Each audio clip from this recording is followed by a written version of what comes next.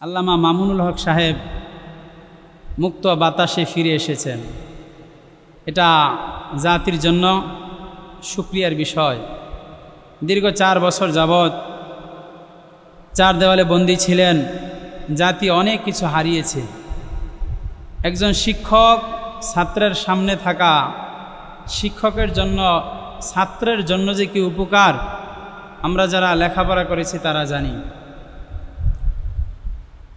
তারপরে উনি একজন শাইখুল হাদিস, ওনার সংস্পর্শে যারা আসে, যারা এসেছে, তারা সূর্যের মতো আলো ছড়াচ্ছে। আলহামদুলিল্লাহ, আল্লাহ তাআলা শুকরিয়া, তিনি মুক্ত হয়েছেন। আল্লাহ তাআলা তিনাকে মুক্তি দান করেছেন। গতকালকে রাতে তিনি মুক্ত হওয়ার কথা ছিল, আমাদের আবেগ তিনাকে আটকিয়ে রেখেছে।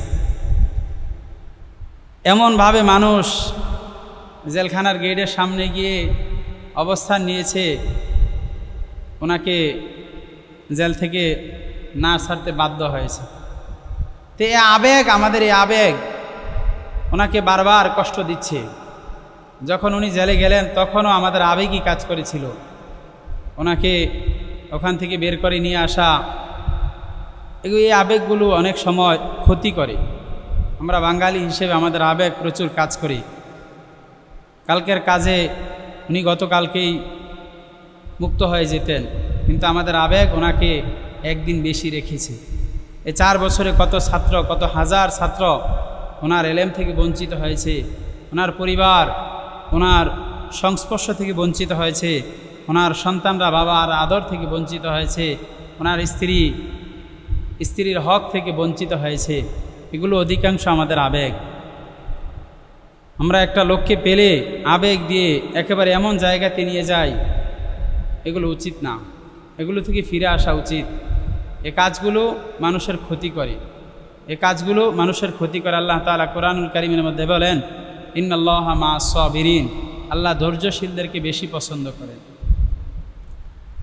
ধৈর্যশীলদেরকে অধিক পরিমাণ পছন্দ করেন। আমার জীবন অনেক সামনাসামনি অনেক আলোচনা শোনার সৌভাগ্য হয়েছে। আসলে উনি যেভাবে আলোচনা করেন, যেভাবে দ্বীনের কথা বলেন, মনোমুগ্ধকরভাবে শুনতেই মনে চায়। খুব সুন্দর আলোচনা করেন, মানুষকে দ্বীনের কথা খুব সুন্দরভাবে বোঝান, দর্সের মধ্যে সুন্দরভাবে ছাত্রদেরকে হাদিস শিখান। আল্লাহ তাআলা তিনাকে দ্বীনের জন্য কবুল করুক, সকল প্রকার বিপদ আপদ বালা মুসিবত থেকে হেফাজত করুক। সকলে বলে আমিন। আমরা চেষ্টা করব এভাবে আবেগ প্রকাশ না করে সহনশীলভাবে কাজ করার জন্য, তাহলে বিপদে পড়বে না। এই 4টা বছর যাবৎ ওনার থেকে কত মানুষ কত উপকার থেকে বঞ্চিত হয়েছে। উনি নির্দোষ না দোষী এটা তো আমরা সবাই জানি, এটা সরকার জানে, মানুষ জানে, সবাই জানে। কারণ আলেমরা কখনো অপরাধ করে না। কারণ আল্লাহ রাসূল সাল্লাল্লাহু আলাইহি ওয়াসাল্লাম বলেছেন, আল উলামা ওয়ারাসাতুল আম্বিয়া, নবীদের ওয়ারিস হচ্ছে আলেমরা। কিয়ামত পর্যন্ত আর নবী আসবে না, এই নবীওয়ালা কাজগুলো আলেমরা করে যাবে। মাঝে মাঝে তাদেরকে শয়তান ধোঁকা দিয়ে একটু এদিক সেদিক করবে, কিন্তু ভুল কখনো তারা করবে না। কারণ তাদেরকে আল্লাহ তাআলা হিকমা দান করেছেন, তাদেরকে আল্লাহ তাআলা প্রজ্ঞা দান করেছেন, তাদেরকে আল্লাহ তাআলা এলেম দান করেছেন। এলেমের কারণে আল্লাহ তাআলা তাদেরকে বাঁচাইবেন, এটা আল্লাহ তাআলার ওয়াদা। নাহনু নাজ্জালনা যিকরা ওয়া ইন্না লাহু লাহাফিজুন। আল্লাহ বলেন, আমি নাজিল করেছি, আমি হেফাজত করব। কেমনে করব সেটা আমি জানি। পৃথিবীর কোনো কিছু মুখস্থ করার মতো সাধ্য মানুষের নাই। একটা আদর্শলিপি বই 4-5 পৃষ্ঠা, 15-20 পৃষ্ঠার বই পৃথিবীর কেউ আজও পর্যন্ত মুখস্থ করে শোনাইতে পারেনি।